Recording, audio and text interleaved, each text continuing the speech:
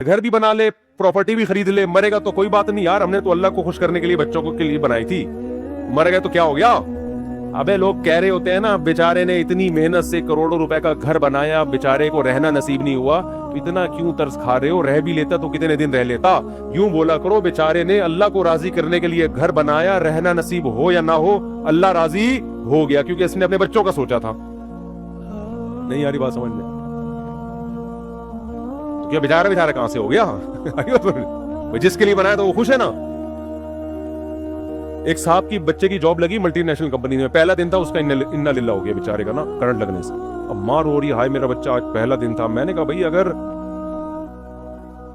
आखिरत के लिए ये काम किया है ना तो कामयाब हो गया, आखिरत के लिए नहीं किया तो आज नहीं तो कल बहरहाल उसने मरना था। कितने दिन जिंदा रह लेता है इंसान। तो मुसलमान क्या सोचता है हर चीज में। तो हम तो आपको ज्यादा, हम तो कह रहे हैं अपनी सेहत बनाना ये मजहब का हुक्म है।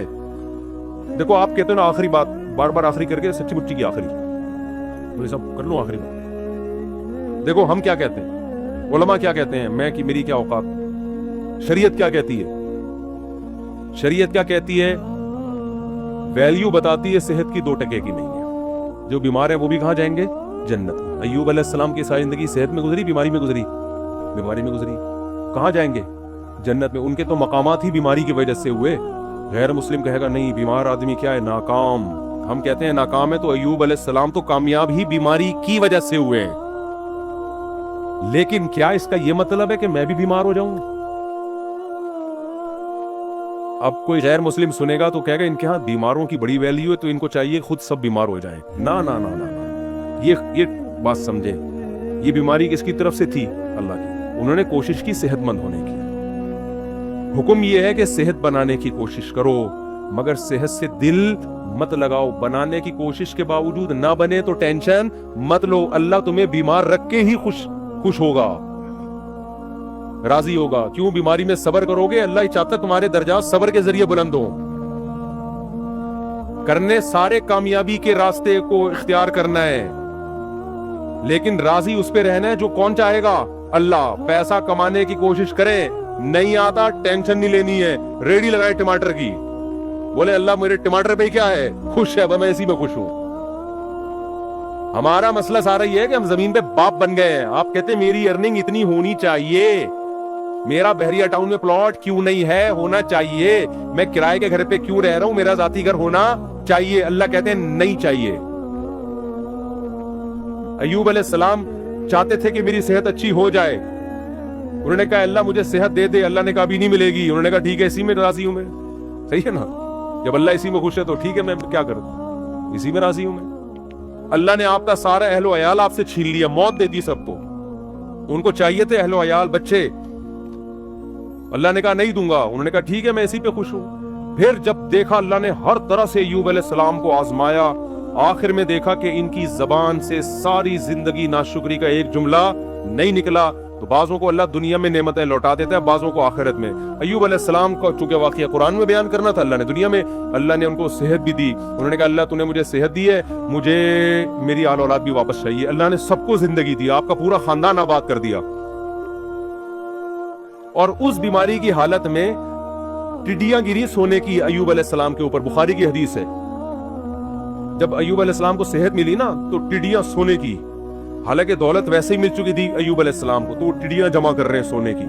तो अल्लाह ने कहा कि ऐ अय्यूब, क्या मैंने तुझे मुस्तगनी नहीं, इतना पैसा दे दिया तुझे, अब तू ये सोने की क्यों जमा कर रहा है। तो अय्यूब अलैहिस्सलाम ने क्या कहा, ऐ अल्लाह मैं तेरी रहमत से मुस्तगनी नहीं हूं। बात आ रही है समझ में, कि जब तू दे रहा है तो फिर मैं लूंगा, फिर मैं नहीं कहूंगा कि मुझे नहीं चाहिए।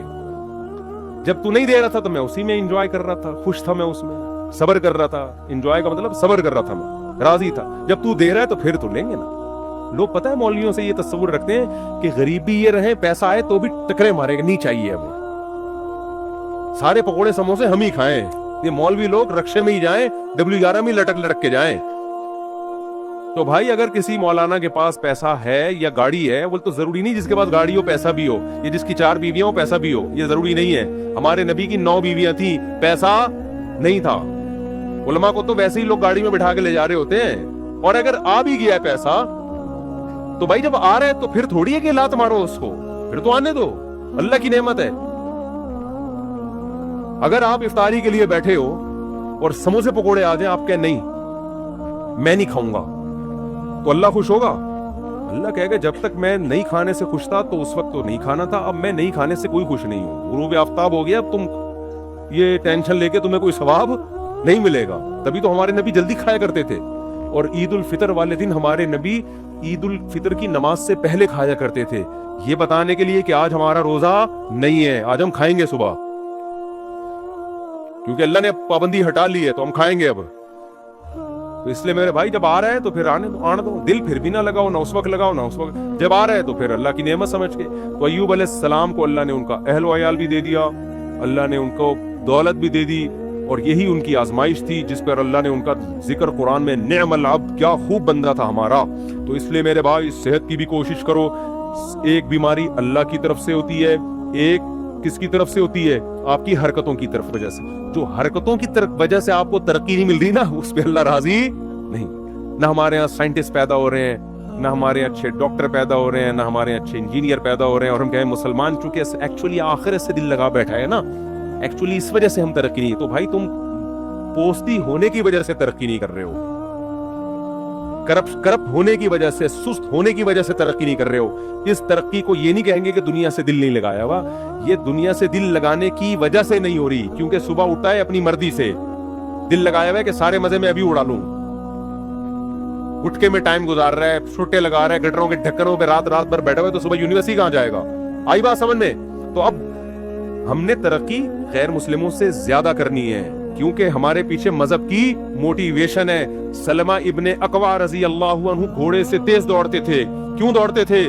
पैगंबर की यह हदीस सुनी हुई थी कि ताकतवर मोमिन अल्लाह को ज्यादा महबूब है कमजोर मोमिन से। आज जितना नेक होगा ना, स्पीड उतनी ही स्लो होती चली जाएगी उसकी। जब हजरत जी बनेगा फिर तो उठाए नहीं, पुलिस आएगी उठाने के लिए, बहुत नेक है ये, तो चलो अल्लाह की तरफ से। जवान क्योंकि नेक बहुत है, पुलिस आ रही है, हजरत उठे यार खुदा का वास्ता, उठा ही नहीं जा रहा, नेक बहुत है, इतने नेक हैं कि चला ही नहीं जाता हजरत से। तो ये नेक को, ये तो अल्लाह की तरफ से अगर ऐसी बीमारी है फिर तो वकीना नेक है। लेकिन हजरत आप अपनी खुराक पे गौर करें, आप को धमाके से फट जाना चाहिए था जो आप खा रहे हैं। सुबह इतने पराठे, दोपहर फिर ये, फिर रात को देर से खा के हजरत सो जाते हैं, फिर सुबह उठते हैं फिर इत्तेफाक से सो जाते हैं, फिर दोपहर अगर कोई काम हुआ तो कर लिया, नहीं तो फिर सो गए।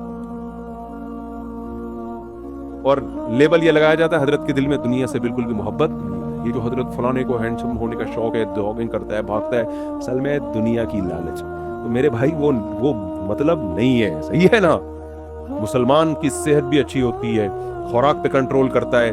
क्यों? उसके रब का हुक्म है कि ये जिंदगी जो प्रोजेक्ट के लिए तुम्हें भेजा है ना, इस पे जब कंपनी बुलाएगी तो आना, खुद से भाग के आए ना। अगर वो जो मैंने मिसाल दी थी ना कंपनी की, तो फिर पुलिस अरेस्ट करेगी। हमें तो खुदकुशी की इसी वजह से इजाजत नहीं है कि अल्लाह मियां ने जिस काम के लिए भेजा उसी में लगे रहो, खुद से पहले कब्र में जाने की कोशिश मत करो। खुदकुशी एक जुज़वी होती है, कुल्ली खुदकुशी है, खंबे से लटक गए, फौरन मार दिया। इस पे कितनी शदीद वईद है। हदीस में आता है जिसने अपने आप को जिस तरह से कत्ल किया, जब तक क़यामत कायम नहीं होगी ना, बरज़ख में इसी तरह मारता रहेगा।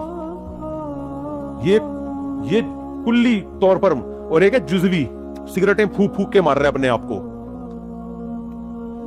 वजन बढ़ता जा रहा है। डॉक्टर कह रहे हैं तू लड्डू कम कर दे वरना तू लड्डू बन जाएगा थोड़े दिनों में। लड्डू बन गया है पूरा, फिर भी लड्डू फोड़े जा रहे हैं, है ना? और जब उसको समझाया जाए तो कहता है मीठा खाना क्या है? सुन्नत है। फिर तीजे का खाना, 40वें का खाना, शबे बारात का खाना, 12 रबीउल अव्वल का खाना, मुहर्रम के खाने। हमारे नबी से इस किस्म का कोई खाना खाना साबित नहीं है। सिर्फ एक खाना नबी ने खिलाया, वो है वलीमा। बस शादी जब भी की खाना की, इसके अलावा कोई दावत नहीं है। ये इसलिए रखी ताकि इसको करें लोग, आई बात समझ, अप्रिशिएट करें इसको। एक खाना आप, हदीस में आता है वलीमा पैगंबरों की सुन्नत है, ये बताने के लिए हमने बहुत अच्छा काम किया है, इस पे दावत होगी। क्योंकि लोग इसको अच्छा नहीं समझ रहे होते ना, लोग कह रहे पता नहीं क्या बेवकूफ आदमी अभी से शादी कर आके बैठ गया। तो इस्लाम ने कहा करो, पहली शादी में भी वलीमा, दूसरी में भी, तीसरी में भी, चौथी में भी, ये बताने के लिए कि तुम्हें तकलीफ हो रही है, मुझे बहुत खुशी हो रही है। तो हाँ, तभी तो है वलीमा। बहुत पहली दफा कोई ढंग का काम किया मैंने। तो अब इसे 4 शादियां भी आ गई।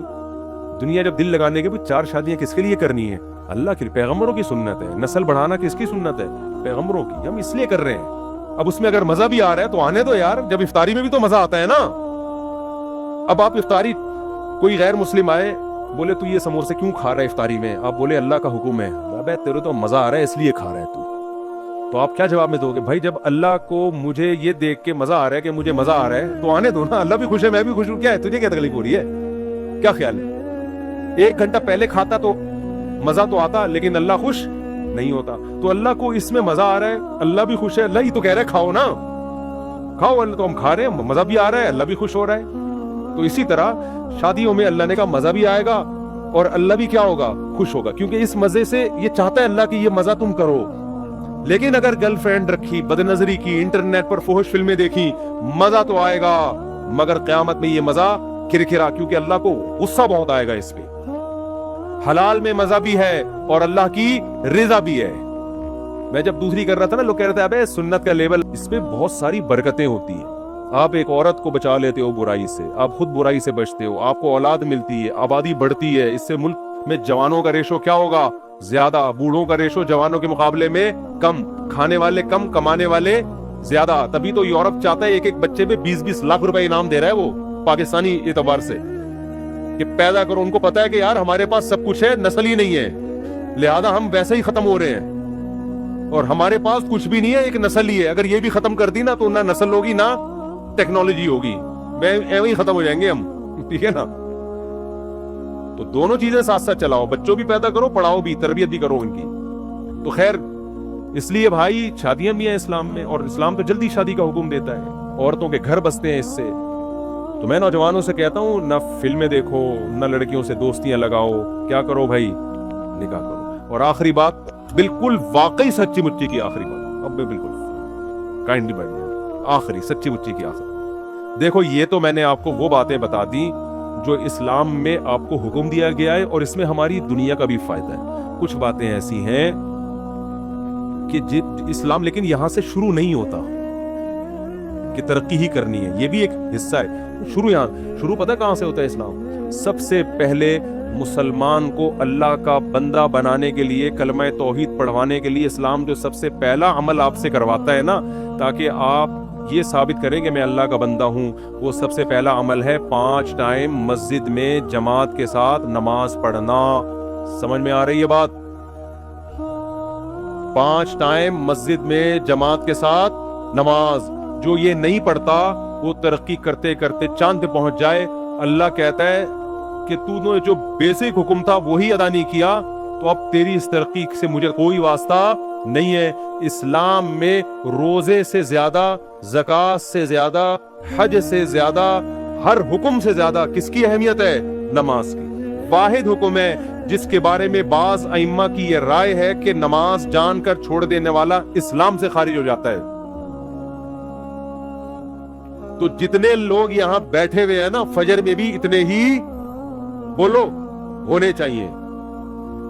شروع تو یہاں سے ہوگا نا, یہ ڈائریکٹ سائنسدان بن جاؤ گے, بننا تو ویسے بھی نہیں ہے, یہاں سسٹم ہی نہیں ہے. یہاں سائنس جو بنتے ہیں وہ ویسے ہی باہر چلے جاتے ہیں, یہاں رہتے ہی نہیں ہیں. تو ابتدا کہاں سے کرنی ہے؟ پہلے یہ تو ثابت کرو اے اللہ ہم تیرے بندے ہیں. تو یہ ثابت کرنے کے لیے صرف سموسے نہیں کھانے افطاری کے ٹائم پہ بیٹھ گئے, یا 4 شادیاں نہیں ہے. سب سے پہلے کیا ہے؟ نماز ہے. سب سے پہلے کیا ہے؟ تو جتنے لوگ یہاں مقامی بیٹھے ہوئے ہیں, ہاتھ اٹھا کے وعدہ کرے کل فجر کی جماعت کتنے بجے یہاں پہ؟ 6:25 پہ. تو 6:15 بجے کم از کم 10 منٹ پہلے آئے نا. جتنے لوگ یہاں بیٹھے ہوئے ہیں ابھی وعدہ کریں کہ سب 6:15 پہ یہاں مسجد میں موجود ہوں گے. جتنے محلے کے لوگ ہیں تو ہاتھ اٹھا کے وعدہ کریں ابھی. اور اس کی پلاننگ رات کو کر کے سونا ہے. اب آپ کہہ سکتے ہیں جی جزاک اللہ, اب آپ کہہ سکتے ہیں صبح اٹھائے گا کون؟ الارم جو ہے نا ابھی لے لیں جا کے, تیز گھڑی, تیز الارم والی گھڑی ابھی خریدیں جا کے. کراچی کی سردیوں کی راتیں بہت لمبی راتیں, بھی مارکیٹیں کھلی ہوئی ہوں گی. تیز الارم والی گھڑی رکھیں, سوئیں اور دور الماری کے اوپر رکھ دیں. قریب رکھ کے سوئیں گے نا تو دبا کے دوبارہ سو جائیں گے آپ. ہاں, تیز الارم والی گھڑی دور رکھیں, اتنی زور سے بجے کہ آپ کو ٹینشن ہونا شروع ہو جائے یار اس کو اٹھ کے جا کے بند کرنا پڑے گا ورنہ محلے والے آ جائیں گے، ایسی گھڑی ہو، دور رکھیں اس کو۔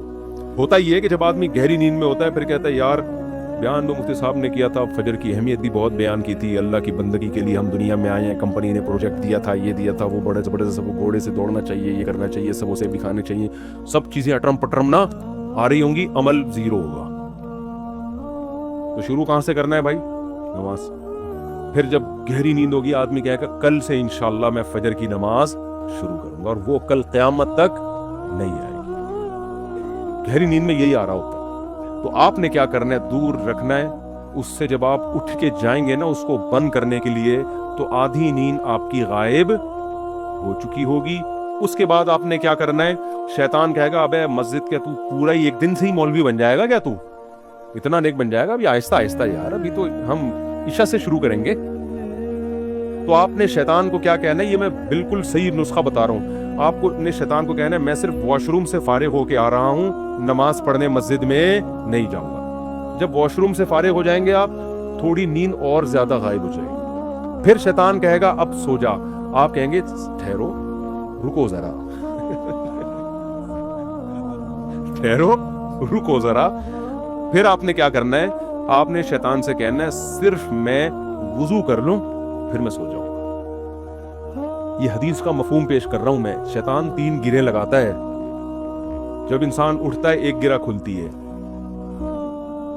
تو حدیث میں آتا ہے جیسے جیسے یہ عمل کرتا ہے چلا جائے گا نا گرہ، یہاں تک کہ جب وضو کر لے گا نا تو آپ نے فرمایا 3 گریں، اب شیطان کا زور نہیں چلے گا۔ اب آدمی کہے گا یار اتنی قربانی دے کے وضو کر لیا ہے، اب جاؤ فجر کی نماز۔ اور خدا کی قسم فجر پڑھیں گے مزہ نہ آئے پیسے واپس۔ جتنا لطف اللہ نے فجر کی جماعت میں رکھا ہے نا اتنا کسی نماز میں نہیں رکھا۔ آپ کہیں گے آج تو ہٹو بچوں ہو گیا یار، سموسے میں وہ مزہ نہیں آیا جو فجر پڑھنے میں آیا۔ اتنا کتنے اچھے کام سے ابتدا ہوتی ہے یار دن کی۔ غیر مسلم اس نعمت سے محروم ہے۔